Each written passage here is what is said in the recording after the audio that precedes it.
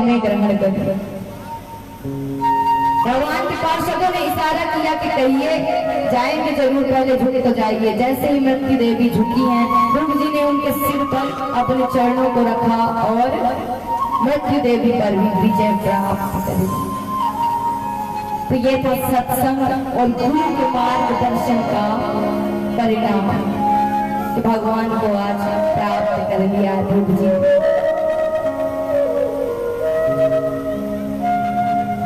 तो आइए हम भी अपने ध्रुव जी के दर्शन करेंगे झांकी के माध्यम से। पूजन भी होगा, साथ साथ में मुख्य यजमान पूजन करेंगे। जिसको पूजन करना है वो शांति से एक एक करके 2 गज की दूरी के साथ आएगा, पूजन करेगा और साथ में भजन भी चलता रहेगा। कहते हैं ना, जीवन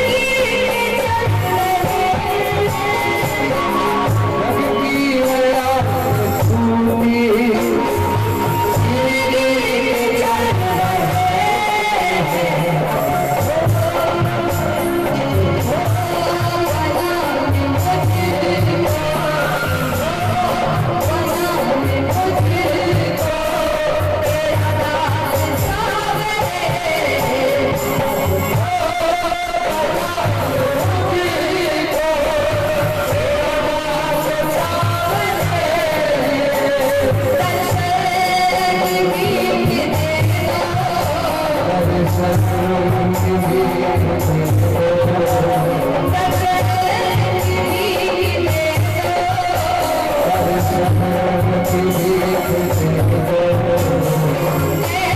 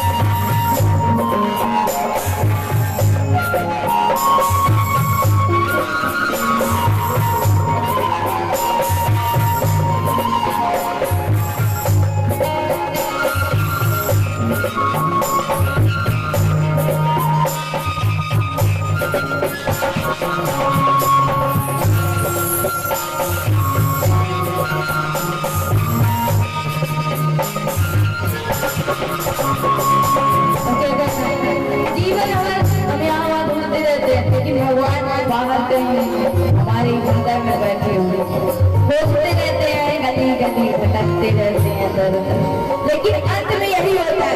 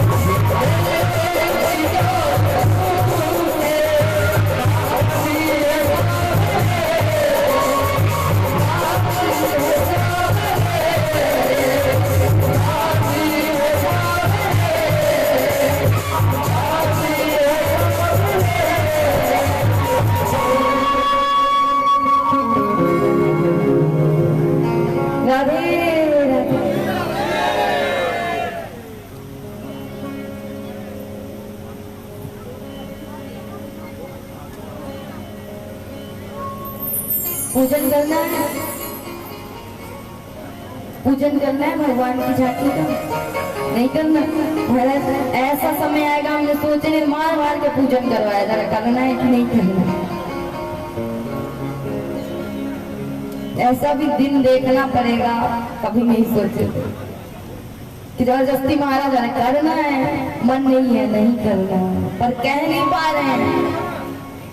जिसको पूजन करना है वहां जाएंगे, जल्दी जल्दी करेंगे क्योंकि समय का भी अभाव है और कथा भी बहुत है। भजन चलेगा एक एक करके आएंगे और एक एक करके आते जाएंगे, भजन भी चलेगा, भजन भी श्रवण करते हैं।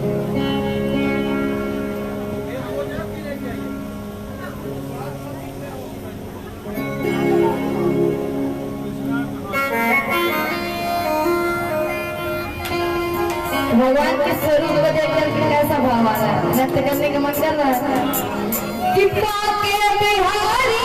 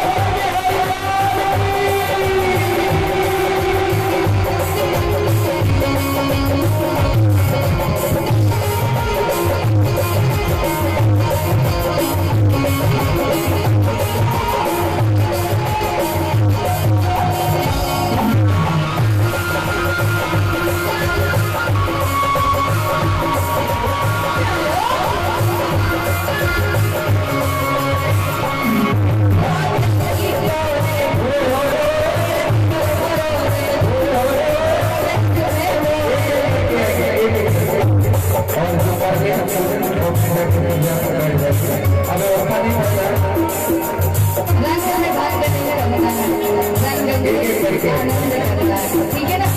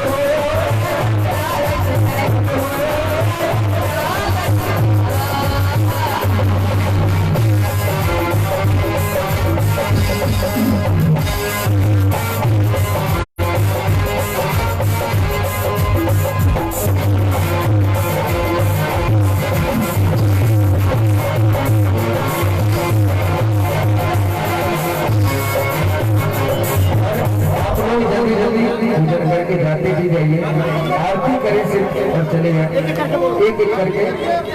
आप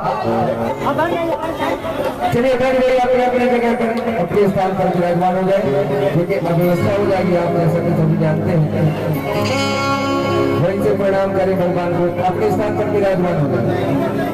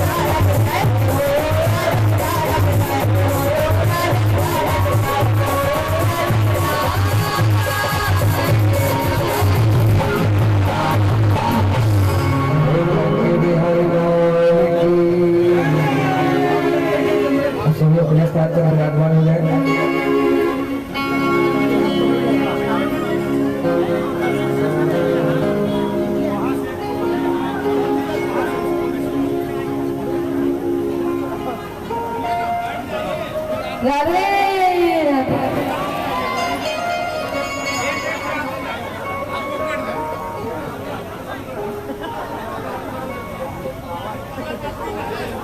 कहते ना जिसकी किस्मत में होता है उसी को मिलता है।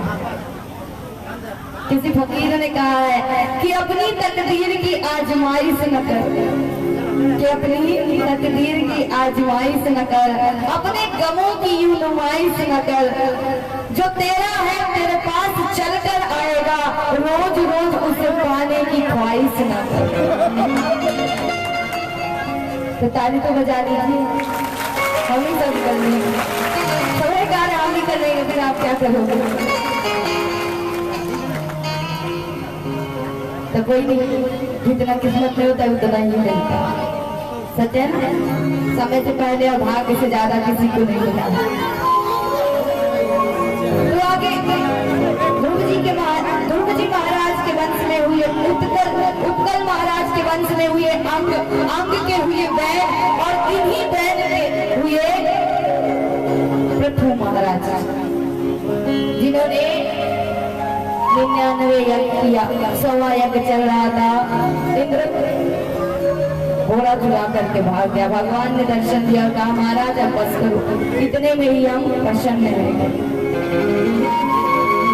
महाराज के हुए अंतर ध्यान के हुए हविर्धान, और हविर्धान के हुए प्राचीन वर्ग।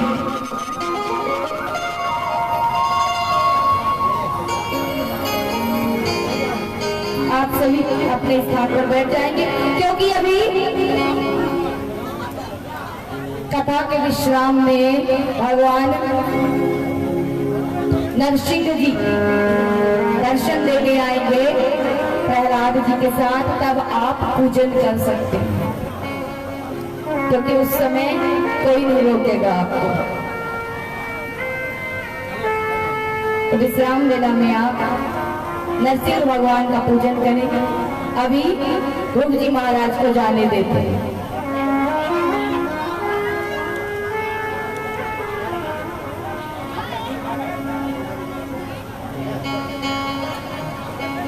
अच्छा एक बात बताएं,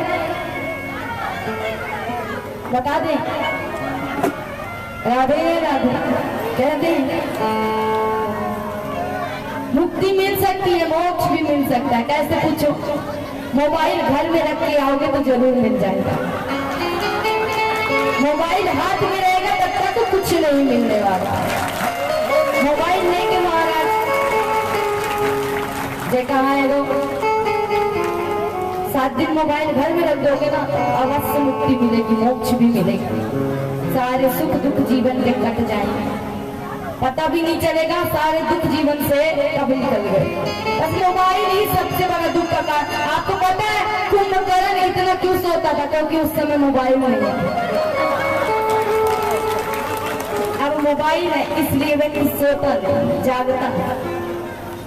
और राक्षसों का भी राक्षस हो गया। पहले के राक्षस विशाल होते थे, अब इंसान ही राक्षस है। पहले बुरा करते थे, अब चला करते हैं। फर्क इतना है, बाकी सारे गुण हम में वही राक्षस हैं।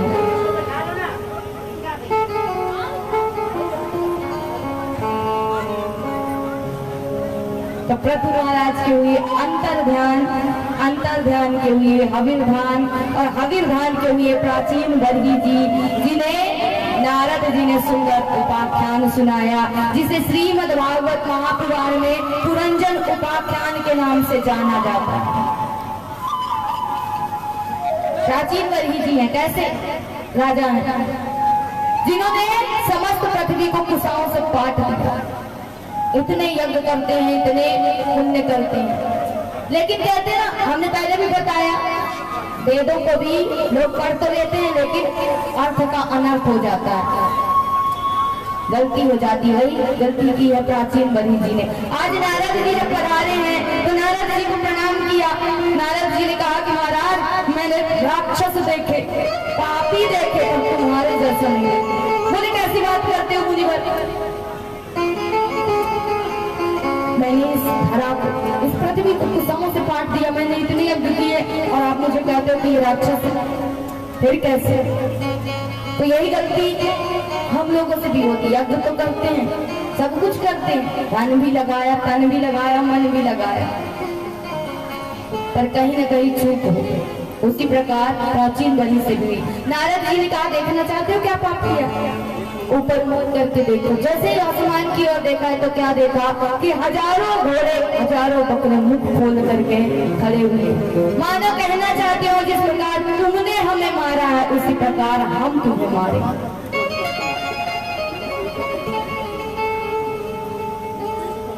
प्राचीन बलि ने कहा कि महाराज ये मैंने अपने से तो नहीं किया, जैसा वेदों में लिखा है वैसा ही किया। बोले क्या लिखा है वेदों में? बोले पशुन आल भेद, अर्थात जब यज्ञ करो तो पशुओं की बलि दो। बोले महाराज आल भेद का अर्थ मारना नहीं होता है, आल भेद का अर्थ होता है स्पर्श करना। ममता रूपी बकरे का स्पर्श आप करो, अभिमान रूपी घोड़े का स्पर्श करो, और आज के बाद व्यर्थ की ममता नहीं करेंगे, व्यर्थ का अहंकार नहीं करेंगे, ये बात कह के उसमें आहुति दो। बलि देने को नहीं कहा गया।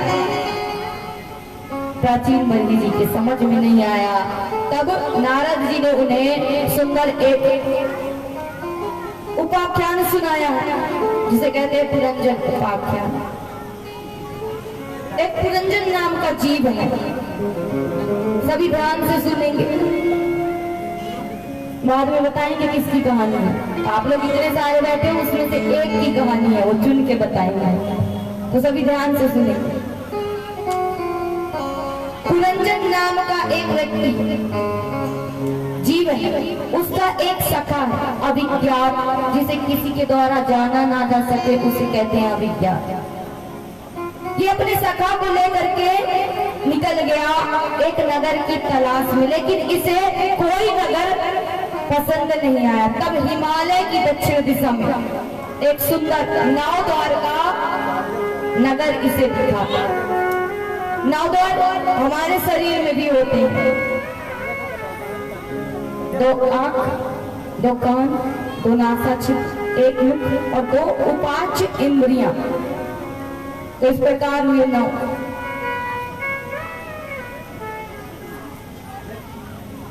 तो इसे वो नाव द्वारों का वो नगर पसंद आ गया, इसने उसमें प्रवेश किया। जैसे ही प्रवेश किया तो सामने बैठी है एक स्त्री।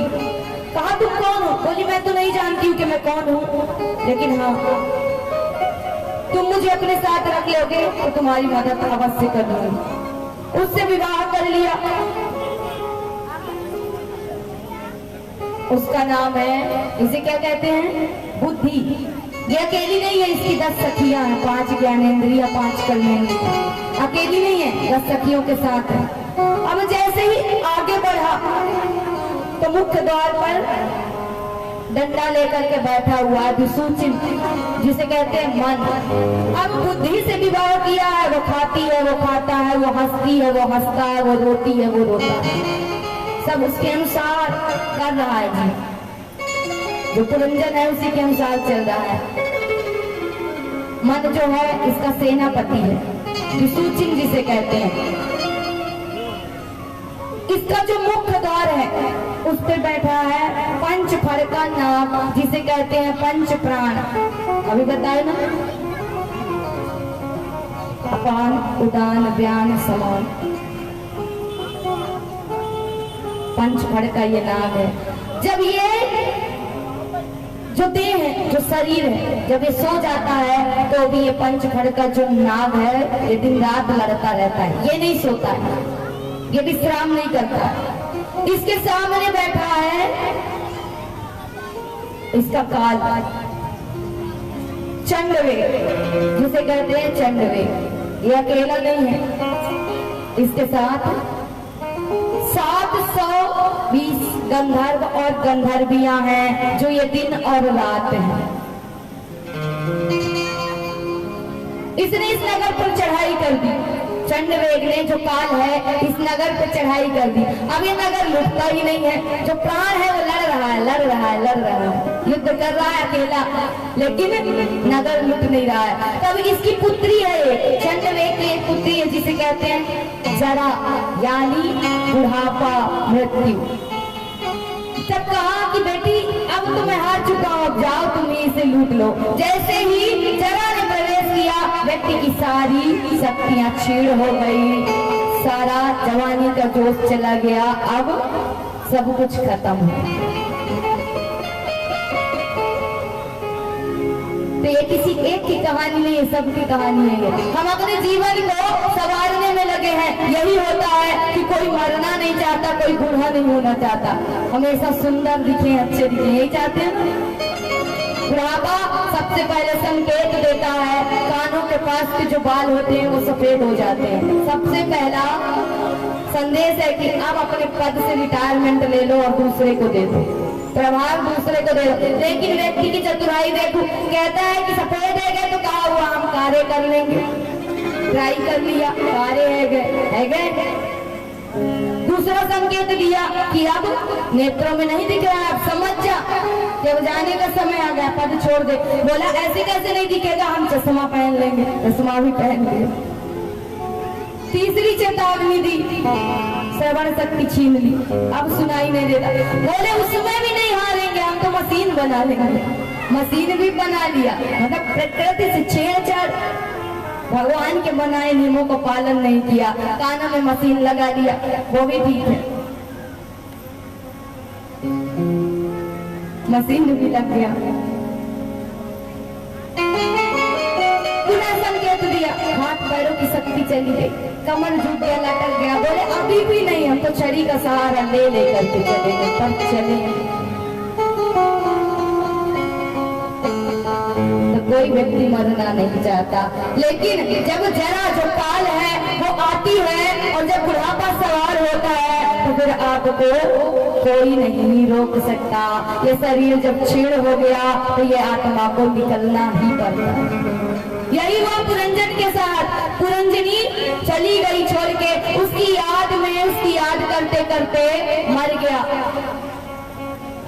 और कहते ना कि अंत में जिसका सुमिरन करोगे उसी में जाना पड़ेगा, इसीलिए अंत में सुमिरन किया पुरंजनी का, अगले जन्म में बन गया स्त्री। पति की मृत्यु हुई, उसके वियोग में सती होने चला, तो आकर के उस अभिज्ञात नाम के सखा ने समझाया कि अरे बाबरे, ना तू कोई पुरंजन है ना पुरंजनी है, तू है मेरा अंश अर्थात जीव। वो अभिज्ञात कौन है? भगवान है, जो हर क्षण हमारी आत्मा को समझाते रहते हैं, हमको समझाते रहते हैं कि इस माया जाल को छोड़ दे, एक घड़ी तो मुझे बच गई। लेकिन हम जीवन भर संघर्ष करते रहते हैं, लड़ते रहते हैं। ये पुरंजन कोई और नहीं, हम ही है, हमारी ही कहानी है। नारद जी ने उपदेश दिया, वहां से चले गए। परीक्षित कहते हैं कि महाराज आपने सायंकालीन की बेला में प्रियव्रत के बारे में तो बताया नहीं, प्रियव्रत के वंश के बारे में कह करके चुप हो गए। क्या उनके वंश में आगे कोई नहीं हुआ? प्रिय माने होता है अच्छा, और व्रत माने होती है प्रतिज्ञा। जिसने अपने जीवन में अच्छे कार्य किए, अच्छा संकल्प लिया, उसे कहते हैं प्रिय व्रत। प्रिय व्रत के हुए आग्नीद के हुए नाभि, और नाभि के हुए ऋषभ देव जी। 7 द्वीपों की ये जो सृष्टि है, संसार है, उसके अकेले मालिक थे ऋषभ देव जी। इनके 100 पुत्र थे। ऐसा सुंदर उपदेश किया कि 89 पुत्र वहीं पर विरक्त रह गए। राज्य कर रहे हैं भरत जी। पिताजी तो चले गए उपदेश देख करके। भरत जी के मन में एक दिन विचार आया कि मैं कैसा पापी, कैसा निकृष्ट हूँ कि मेरे पिताजी ऐसे महान, जिन्होंने ऐसे महान कार्य किए, और मैं इस संसार में पड़ा हुआ हूँ, इन पापों को भोग रहा हूँ। अपने पुत्र सुमति को राजगद्दी पर बिठाया है और भरत जी वहां से निकल गए। गंडकी नदी में जाकर के तपस्या करने लगे। कंठ तक जल में डूबे रहते हैं, माला करते रहते, 24 घंटे माला करते हैं, भगवान में मन को लगाए। लेकिन कहते हैं ना, हरी इच्छा बलवान है, बिना उनके कुछ नहीं हो सकता। भगवान ने वही किया। एक हिरणी गर्भवती है, सिंह ने पीछे से दहाड़ लगाई है, उसी नदी में जल का पान करने के लिए आई थी। जब सिंह ने जैसे ही दहाड़ लगाई, उसके दहाड़ से अपने गर्भस्थ शिशु को और अपने को बचाने के लिए उसने दौड़ लगाई और बीच में ही प्रसव की पीड़ा आई और वो शिशु वहीं पर जन्म ले लिया। वो हिरणी दूसरी ओर चली गई, लेकिन भय के कारण और पीड़ा के कारण उसका देहांत हो गया। अब भरत जी ने देखा कि वो हिरणी का छोटा सा बच्चा लहरों में बहा जा रहा है, इसलिए संत का धर्म होता है कि बहते हुए को किनारे पर लगाना। तो हम भी बह रहे हैं, तो संतों का कार्य है किनारे पर लगाना, इसलिए हम सत्संग में आते हैं किनारे लगने। भरत जी ने उस हिरणी के बच्चे को उठा लिया, गोद में ले लिया, उसकी सेवा करने लगे। जो व्यक्ति 24 घंटे माला करता था, आज 24 मिनट भी माला करना भूल गया। ऐसी मोह लगी उस हिरणी के बच्चे में कि अंत समय आया, न गोविंद की याद है न किसी की याद है, मात्र उस हिरणी के बच्चे में मन फंसा हुआ। अंतमति सो गई। जिसका नाम लोगे अंत में, उसी में जाना पड़ेगा। सुखदेव जी महाराज कहते, राजन देखो, मैं ये नहीं कहता हूं कि भरत जी ने कोई गलत कार्य किया, बचाना चाहिए, लेकिन मोह माया में नहीं फंसना चाहिए। आज मोह माया में फंस के उनकी ही दुर्गति हुई कि हिरणी के बच्चे का सुमिरन करते करते उनकी मृत्यु हुई और अगले जन्म में हिरण के रूप में ही उनका जन्म है गया। लेकिन भगवान की कृपा ऐसी कि उनको अपने पिछले जन्म के सारे कार्य याद है, सारी बातें याद है, इसलिए सारे हिरण विचरण करते हैं, लेकिन भरत जी एकांत में बैठे रहते हैं, भगवान का सुमिरन करते रहते हैं कि मैं कैसा निकृष्ट था, ऐसा सुंदर अवसर प्रभु ने दिया था और मैंने उसे भी गवा दिया है। तो हिरण रूप में, लेकिन सुमिरन भगवान का कर रहे हैं। सारे हिरणों के झुंड से अलग रहते हैं। आज जंगल में आग लग गई, सब भाग गए, लेकिन भरत जी जो हिरण स्वरूप में वहीं पर बैठे रह गए, उनका वहीं पर उद्धार हो गया। अब भगवान ने पुनः उन्हें एक और अवसर दिया, एक सुंदर मौका दिया। एक पंडित जी हैं, उनके घर एक पुत्र के रूप में पुनः भरत जी का जन्म होता है। भरत जी को अपने पिछले दोनों जन्मों की सारी बातें याद हैं। पिताजी ने जनेऊ संस्कार करवाया, गायत्री मंत्र दे दिया और कहा जाओ और जाकर के इसे याद करके हमें सुना दो।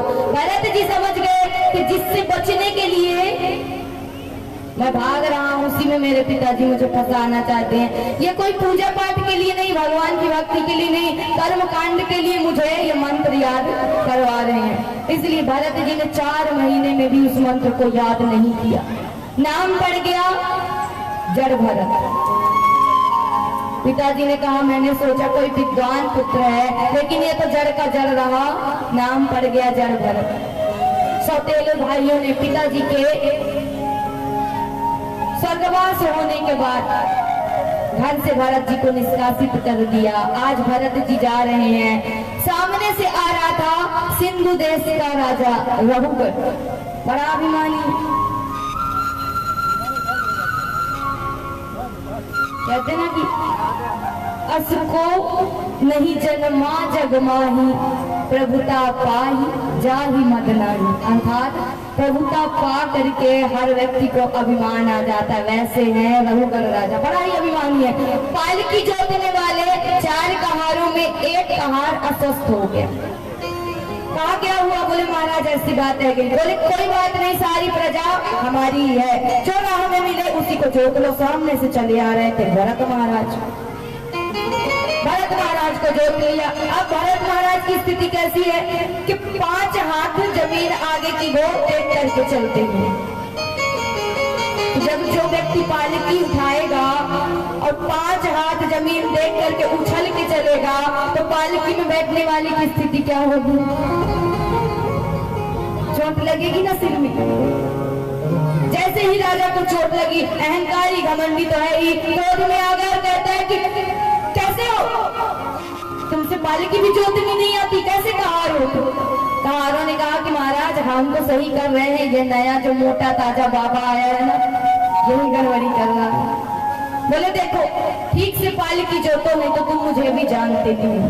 भरत जी कुछ नहीं बोले, पुनः 5 हाथ की जमीन देखी, उछल गए।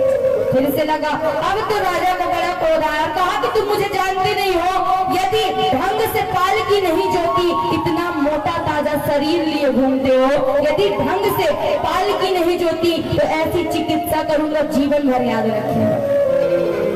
अब भरत महाराज से नहीं रहा गया, कहते हैं कि यदि आज मैंने इस राजा का अभिमान खत्म नहीं किया तो लोग क्या कहेंगे कि जड़ भरत जैसे महापुरुष ने जिसकी पालकी को जोता वो राजा मूर्ख का मूर्ख ही रह गया। पालकी जोत रहे हैं और पीछे मुड़ करके राजा को उत्तर दे रहे हैं कि महाराज आप कहते हो कि पालकी जोतना नहीं आता, तो पालकी जोतने का श्रम उसको होगा जो पालकी जोतना जानता हो। और दूसरी बात जो कहते हो कि मोटा ताजा शरीर लिए घूमते हो, तो मोटा ताजा कौन होता है? मैं तो कुछ हूं ही नहीं, शरीर होता है ना, मैं तो आत्मा हूँ। तीसरी बात कहते हो कि दंड दूंगा, तो ये बताओ कि गेहूं को पीस करके आटा बनाओगे, लेकिन आटे को पीस करके क्या बनाओगे? कुछ बना सकते हो? नहीं बना सकते। रघुगर महाराज समझ गए कोई साधारण व्यक्ति नहीं है। बोले प्रभु मुझे क्षमा करिए, आप अपना परिचय दें कि आप कौन हैं। बोले ये तुम्हारी तीसरी गलती, तुमने मुझसे पूछा कि मैं कौन हूँ। जो मैं हूँ तुम हो, जो तुम हो मैं हूँ, जो हम हैं वो समस्त सृष्टि है। बोले महाराज मेरे मन में एक प्रश्न है, ये बताइए कि बंधन किसका होता है? बोले देखो राजा, शरीर का बंधन होता है इंद्रियों से, इंद्रियों का बंधन होता है मन से, और मन का आत्मा से, लेकिन आत्मा का कोई किसी से बंधन नहीं होता। आत्मा अजर अमर है, इसलिए आत्मा को परमात्मा से जोड़ो। और जब तक तुम्हारे मन में ये भाव है कि ये पालकी जोतने वाले कहार मुझसे छोटे हैं, तब तक तुम राजा कहलाने के भी योग्य नहीं, क्योंकि राजा वही जो प्रजा को अपना हिस्सा माने। महाराज परमात्मा को पाना है तो चिंतन करो, भगवान का भजन करो, अपने पापों का प्रायश्चित करो और उनसे मुक्ति पाओ। रघुगर महाराज के जीवन में ऐसा वैराग्य आया, सब कुछ छोड़कर परमात्मा के चिंतन में लग गए। ऐसे ही 3 भरत हुए, दुष्यंत, शकुंतला, नंदन भरत। श्रीमद् भागवत महापुराण के जड़ भरत जी और रामचरितमानस के भरत जी, कैकेयी, नंदन, इन्हीं तीनों भरत के नामों से इस धरा का नाम भारत पड़ा। पहले भारत को क्या कहा जाता था पता है? नहीं पता? अच्छा, हम इस क्षेत्र में कथा करने बार बार आते हैं और ये बातें बार बार बताते हैं। आपने कभी हमारी कथा सुनी है कहीं? किसी ने सुनी है कहीं हमारी कथा? पहली बार सुन रहे हैं? दोबारा बुलाएंगे? बुलाएंगे दोबारा? अच्छी लगी है कथा? पक्का? प्रॉमिस? पाप लगेगा झूठ बोलोगे तो। कभी बता करके जा रहे हैं, लिख लेना, फिर आके पूछेंगे, जब दोबारा बुलाओगे ना फिर यही प्रश्न करेंगे। भारत को क्या कहते थे पहले? अजान वर्ष। भारत का नाम था अजान वर्ष। जैसे जैसे राजाओं का राज्य बढ़ा और ऐसे ऐसे महापुरुष की धरा में आए, इसलिए इसका नाम अनेक अनेक रूप में परिवर्तित होने लगा। आगे बढ़े परीक्षित महाराज ने प्रश्न कर दिया कि प्रभु आप ये नरकों की बात, कर्म की बात कल भी कर रहे थे, ये आखिर है क्या? सुखदेव जी महाराज कहते कि राजा, हमारी पृथ्वी पर 7 द्वीप हैं। 7 द्वीप में जो जम्बू द्वीप है वो सबसे श्रेष्ठ है, और जम्बू द्वीप में 9 प्रकार के वर्ष हैं, उसमें जो भारत वर्ष है वो सबसे श्रेष्ठ है। और भारत वर्ष कैसा है? कल भी बताया ना कि कर्म प्रधान विश्व रचि राखा, और जो जस करहि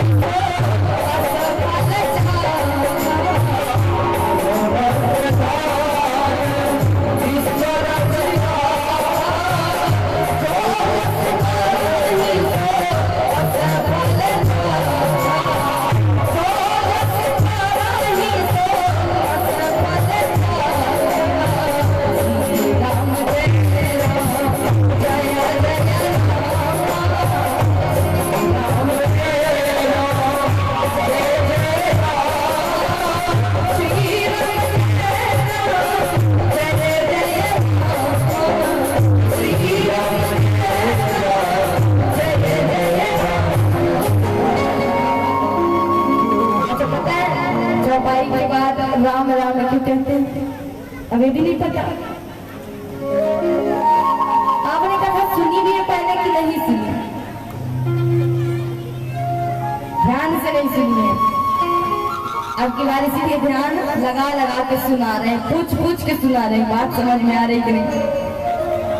इसलिए कहते हैं कि हर चौपाई को आप जानोगे नहीं, हर चौपाई को आप पढ़ नहीं सकते, इसलिए राम राम कहने से उस चौपाई का फल मिलता।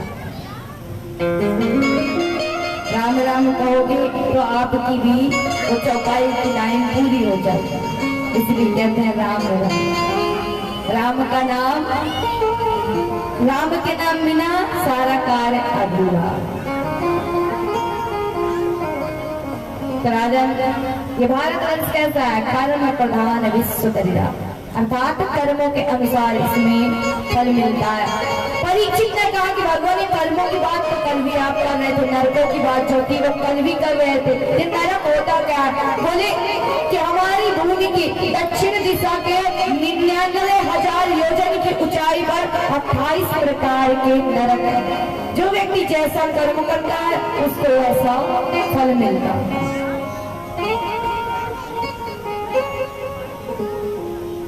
राजा ने कहा कि महाराज, यदि हमसे कोई पाप कर्म अनजाने में है जाए तो उसके लिए क्या करना चाहिए? नरक से हमें कैसे मुक्ति मिलेगी, कैसे बचा जाए? बोले मात प्रायश्चित से, प्रायश्चित करिए। प्रायश्चित कैसे करना है? कीर्तन के द्वारा। पुनः वही बात चाहिए, मात्र 10 से 15 मिनट की कथा शेष है, एक कीर्तन, उसके बाद प्रहलाद चरित्र में प्रवेश करें। कि जैसे तू आया था, कैसे आया था? कैसे आए थे? खाली और जाएंगे कैसे? जितना कमाया है सब गठरी बना करते हैं सिर में लेकर।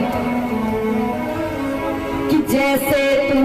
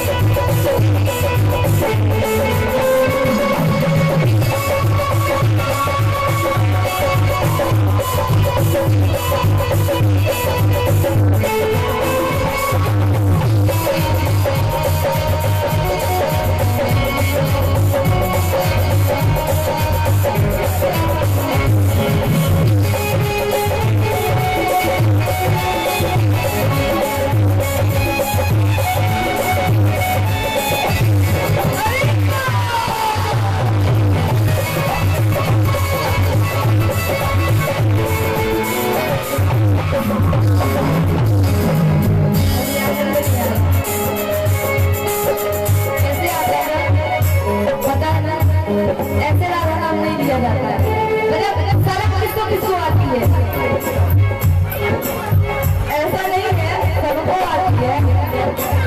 तो नृत्य करने में किसको इसलिए पूछे हम, क्योंकि जब सारी पब्लिक एक साथ आ गई पूजा के लिए तो सब लोग करके नाचने लगे, और अब कह रहे हैं जबरदस्ती कहना पड़ रहा है। तो फिर कहेंगे जो शर्माए वो कुछ न कर पाए। तो भगवान को पाना है तो मेहनत करनी पड़ेगी। हम भी तो कर रहे हैं कि नहीं कर रहे हैं मेहनत। हम भी शर्मा करके बैठ गए तो फिर आनंद आएगा नहीं आएगा ना। इसलिए क्या कहना है,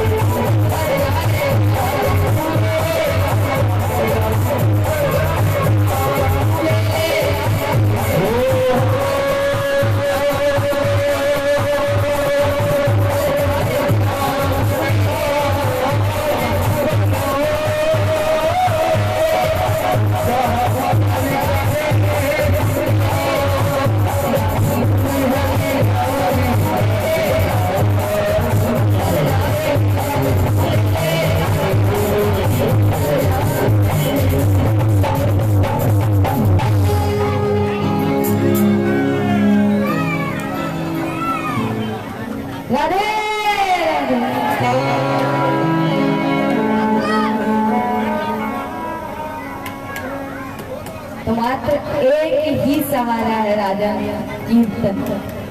जिस प्रकार बन सके उस प्रकार करो, उसमें शर्म नहीं करो। भगवान को पाने के लिए एक ही तो पर्दा है जीवन में, कौन सा? संसार रूपी, जिससे हम सब कुछ करते हैं। मोह माया, लोभ लालच, शर्म लाज, सब संसार से, भगवान से कुछ नहीं है। इसलिए भगवान के धाम में कोई किसी का कुछ नहीं होता है। बहुत से लोग ये सोचकर बैठे रहते होंगे ससुर जी बैठे हैं, जेठ जी बैठे हैं, कैसे नाचें, ऐसा होगा ना? बहुत से लोग सोच करके बैठे होंगे, पर यहाँ पर किसी का कोई रिश्ता नाता नहीं है। ऐसा नहीं है, हम भी तो किसी की बहन बेटी बहू होंगे, तो फिर ऐसे यदि शर्म किए तो फिर कथा कैसे सुनाएंगे? इसलिए भगवान के धाम में कोई शर्म नहीं है। दिन खोल के हम प्रभु के प्रभु हमारे। तो सुखदेव जी महाराज कहते राजा, मैं तुम्हें एक कथा सुनाता हूँ। एक पंडित जी थे, नाम था अजामिल। बड़े ही विद्वान ब्राह्मण थे, लेकिन मति ऐसी मारी गई कि एक गणिका के संपर्क में आ गए और ऐसी बुद्धि बिगड़ी कि जो पंडित ब्राह्मण दिन रात पूजन पाठ में लगा रहता था, भगवान की भक्ति करता था। संगत का इसी को असर कहते हैं कि ऐसे संगत में आया कि मांस मदिरा का सेवन करने लगा, चोरी डाका डालने लगा। एक दिन कुछ संत कीर्तन करते हुए अयोध्या से वृंदावन की ओर जा रहे थे। रास्ते में अजामिल का गांव पड़ा। अजामिल के घर में उन्होंने रात्रि में विश्राम किया। जब वो प्रातः ही, अब देखिएगा, हम बारम्बार इसीलिए कहते हैं ना, बिना भगवान के कुछ नहीं हो सकता। भगवान ही आपकी बुद्धि को फेरते हैं, वही बनाते हैं, वही बिगाड़ते हैं। इसलिए अजामिल रोज को दिन में आता था, लेकिन आज भोर में ही आ गया, अर्थात ब्रह्म मुहूर्त में ही घर को वापस आ गया। संत बैठे हुए थे, उनको देख करके क्रोधित हो गया, लेकिन उसकी पत्नी ने समझाया कि संतों पे क्रोध नहीं करते, इसलिए चुप रह गया। संतों ने अजामिल से कहा कि पुत्र, हमने तुम्हारे घर भोजन प्रसाद पाया है, तो भोजन के बाद दक्षिणा भी दी जाती है, तो दक्षिणा दे दो। बोले अच्छा, भूतों से ही भूत मांग रहे हैं, अर्थात महाराज जो बचा कुचा है ना वो भी छीन लेंगे हम, चोर डाकू हैं। देने की वजह जो आपके पास एक कमंडल है ना, झोला है, इसको भी छीन लेंगे। बोले देखो, हमको कोई धन संपत्ति नहीं चाहिए, मात्र इतना चाहिए, तुम्हारे घर जो 10वां बालक आने वाला है उसका नाम तुम नारायण रख देना। बोले इतनी सी बात ठीक है, कर देंगे। उस पुत्र ने जन्म लिया, उसका नाम नारायण रख दिया। अजामिल के मृत्यु का समय आया।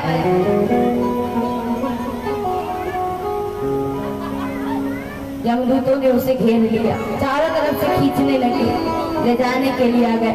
भयभीत हो गया, घबरा गया, चिल्लाने लगा कि अरे मुझे बचाओ, मुझे बचाओ। कुछ दूर में सामने उसका पुत्र नारायण खेल रहा था। कहा कि अरे नारायण मुझे बचाओ, हे नारायण मुझे बचाओ, नारायण मुझे बचाओ। बस इतना कहा है और भगवान के दिव्य पार्षद वहां पर आ गए। यमदूत वापस आए। जब धर्मराज ने पूछा कि क्या हुआ, अजामिल को लेने गए थे, कहाँ गया? बोले महाराज लेने तो गए थे, लेकिन उसने अपने पुत्र का नाम नारायण नारायण पुकारा, तो भगवान के पार्षद आ गए, उसने उसे बचा लिया।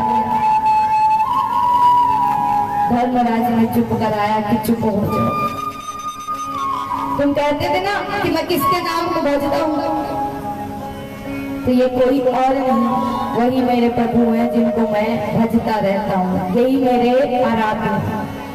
यहाँ पर इसके नाम को मत गाना, नहीं तो सबकी मुक्ति रह जाएगी।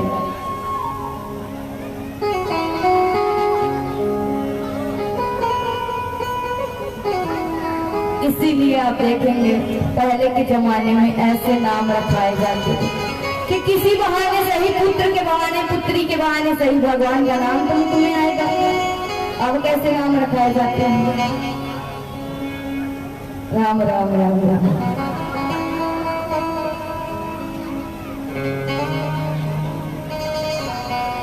कुछ कह नहीं सकते उसके बारे में।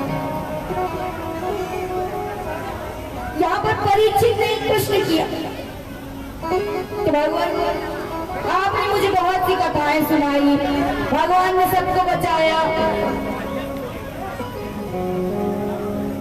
किसी को मारा है, किसी को बचाया, लेकिन मैं आज आपसे एक प्रश्न करना चाहता हूँ, क्योंकि तर्क तो नहीं करना चाहिए शास्त्रों के प्रति, पुराणों के प्रति तर्क नहीं करना चाहिए, लेकिन मैं आपसे एक प्रश्न करना चाहता हूँ।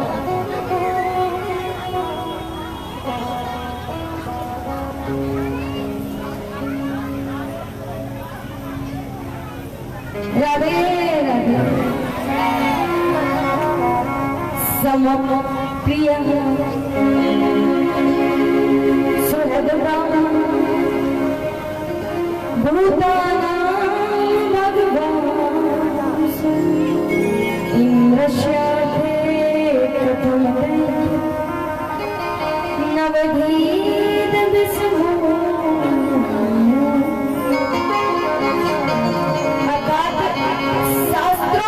तर्क तो नहीं करना चाहिए, लेकिन शास्त्र ही कहते हैं जो योग्य व्यक्ति हो उससे प्रश्न कर लेना चाहिए। तो मैं आपसे प्रश्न कर रहा हूँ कि भगवान दैत्यों को मारते क्यों हैं, देवताओं को बचाते क्यों हैं? सुखदेव जी मुस्कुराए और कहते हैं कि राजन अब मैं उसी प्रसंग पे चलता हूँ। मैंने तुम्हें कल बताया था ना, हिरण्याक्ष और हिरण्यकश्यप दो भाई थे। हिरण्याक्ष को तो भगवान ने मार दिया। जब हिरण्याक्ष को मार दिया तो हिरण्यकश्यप क्रोधित हो गए और भगवान से द्वेष करने लगे, भगवान से शत्रुता है गई, चले गए ब्रह्मा को प्रसन्न करने, तपस्या करने। इधर पीछे से इंद्र ने आकर के उनके तीनों पुत्रों को मार दिया। मात्र एक पुत्र गर्भ में बचा है जिसे नारद जी ने बचा लिया, यही हुए हैं प्रहलाद जी।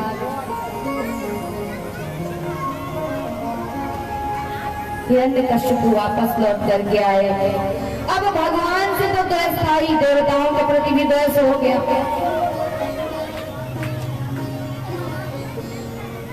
प्रहलाद जी चले गए गुरुकुल पढ़ने। आज जब प्रहलाद जी गुरुकुल से शिक्षा लेकर के आए हैं तो हिरण्यकश्यप ने अपने हृदय से लगा लिया, अंक में भर लिया और कहा कि बेटा बताओ तुमने गुरुकुल में कैसी शिक्षा दी? तो प्रहलाद जी ने भी यही बात कही कि पिताजी हम संसार में यहाँ वहाँ भटकते रहते हैं, सुख की कामना करते हैं, लेकिन सुख है कहाँ? सुख कहीं नहीं है संसार में, मात्र भगवान के नाम में, नारायण के नाम में। जैसे ही नारायण का नाम सुना हिरण्यकश्यप का क्रोध बढ़ गया और अपने उच्चनों को बुलाया और कहा कि महाराज यही शिक्षा दी है, यही गुरु बनते हो, यदि दोबारा इसके मुख से नारायण का नाम सुन लिया तो ना तुम बचोगे ना ये बचेगा। पुनः गुरुकुल भेज दिया। आज कुछ महीनों बाद जब प्रहलाद जी वापस आए हैं तो हृदय से लगाया और कहा कि बेटा बताओ वो सुंदर उपदेश जो तुम्हारे गुरु जी ने हमें दिया।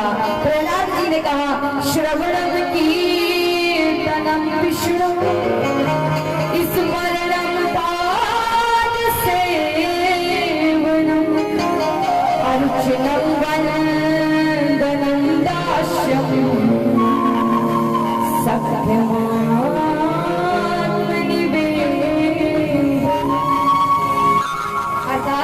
भगवान के चरणों में भक्ति के 9 प्रकार हैं। सबसे पहली भक्ति है श्रवण करना, उनकी कथाओं को श्रवण करिए। जब आप उनकी कथाओं को श्रवण करेंगे तो दूसरा लक्षण अपने आप आने लगेगा, कीर्तन अपने आप होने लगेगा। जिसकी कथा सुनोगे उसकी कीर्तन में भी आनंद आने लगेगा। तब तीसरी भक्ति पुकार की होगी, स्मरण की होगी, हर परिस्थिति में फिर स्मरण होने लगेगा। एकांत में बैठ जाओगे, उनके चरणों की सेवा करने लगोगे, उनकी अर्चना करोगे, उनकी वंदना करोगे। ये है चौथी, तीसरी, चौथी और 5वीं भक्ति। 7वीं भक्ति है दास बनने की। जब ये बातें जीवन में आएंगी तो दास तो अवश्य बन जाओगे। जब दास बन जाओगे तो 8वीं भक्ति होगी सखा की। सखा की बातें भगवान आपको उठाएंगे और हृदय से लगा देंगे। सुदामा जी को लगाया था इसी त्याग से, इसी बलिदान से। तो गले से लगा लेंगे और गले से लगा लेंगे तो फिर कुछ नहीं बचेगा, सिर्फ ये आत्मा निवेदन ही करेगी कि अब परमात्मा मुझे छोड़ना नहीं, एक बार पकड़ लिया है तो छोड़ना नहीं। जैसे प्रहलाद जी के मुख से ये बातों को सुना है हिरण्यकशिपु ने, तो भी हो गए, अग्नि में फेंका, घोड़ों से कुचलवाया है, जेल में भूखों मारा है, लेकिन कहते हैं कि जिसका रक्षक भगवान हो उसको कुछ नहीं हो सकता। प्रहलाद जी की ऐसी स्थिति कर दी है, लेकिन हर क्षण फिर भी भगवान का सुमिरन करते रहते हैं। आज हजारों असुरों के बालकों की बुद्धि को प्रहलाद जी ने परिवर्तित कर दिया और उस कारागृह को भी मंदिर बना दिया, उस जेल को भी प्रहलाद जी ने मंदिर बना दिया और सुंदर कीर्तन होने लगा।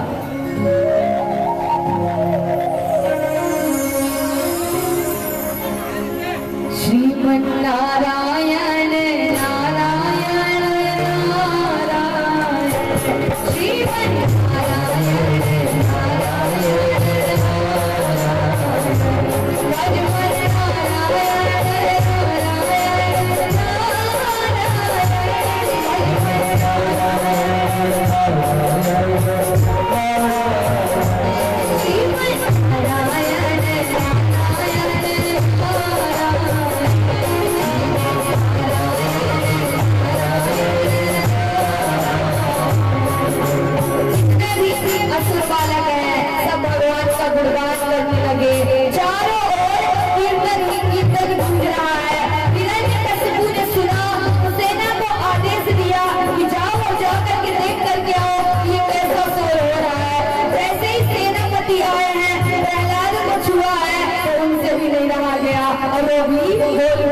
क्या कहते हैं,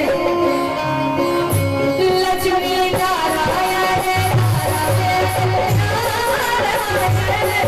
लक्ष्मी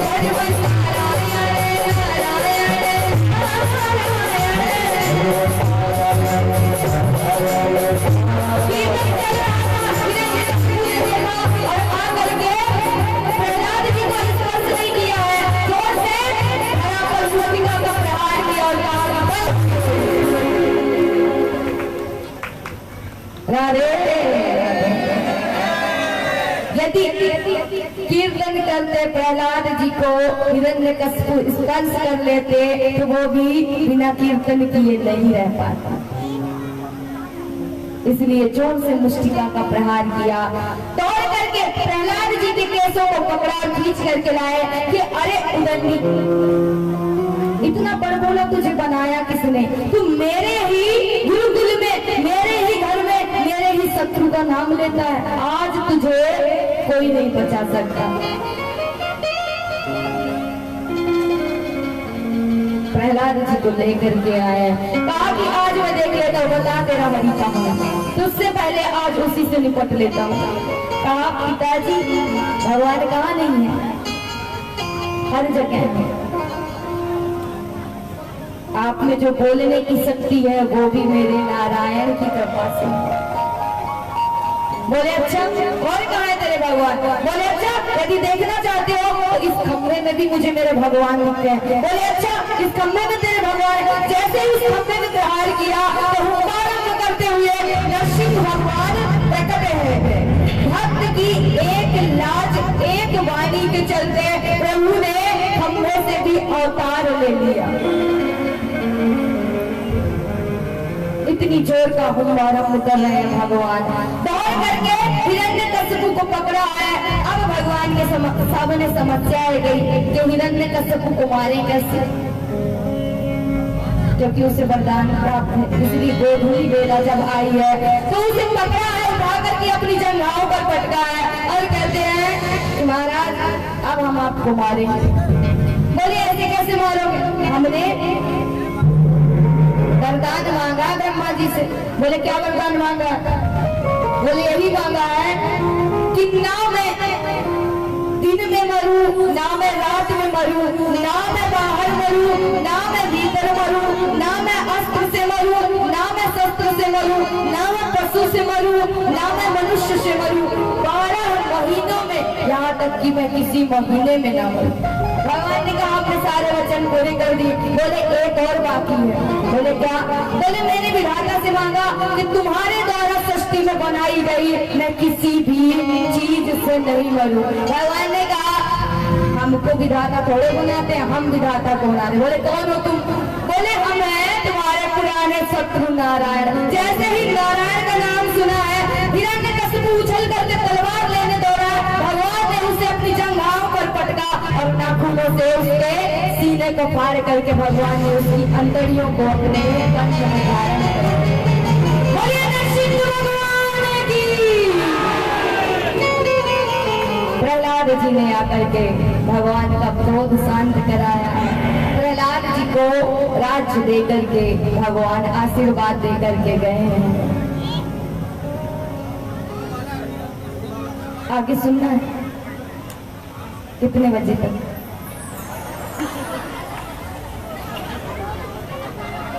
अभी और आगे सुनना है तो आज की कथा तो यहीं पर विश्राम होगी।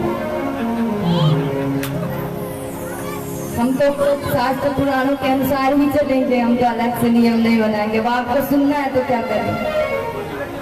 भजन सुना दे, झांकी के भी दर्शन करा देते, और एक शब्द पर नृत्य करना पड़ेगा।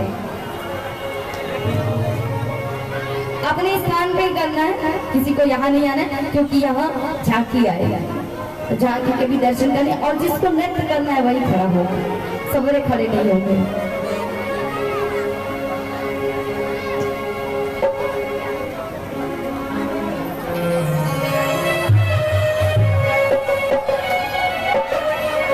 भगवान का स्वरूप कैसा है कि काली कमली वाला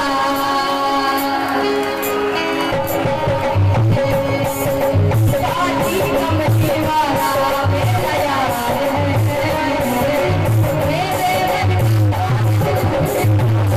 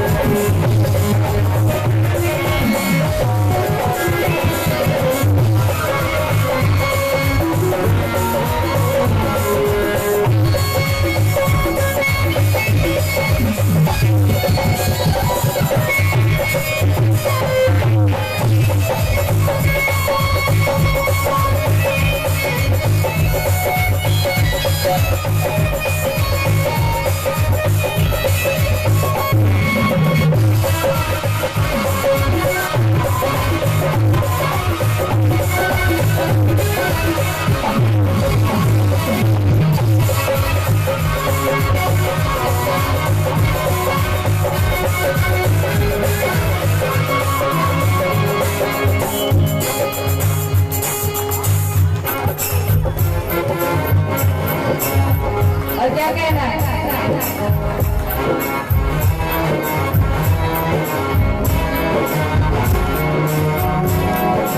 जब ऐसा सुंदर फूल होगा भगवान तो फिर क्या कहेंगे? मेरा तुम्हें आया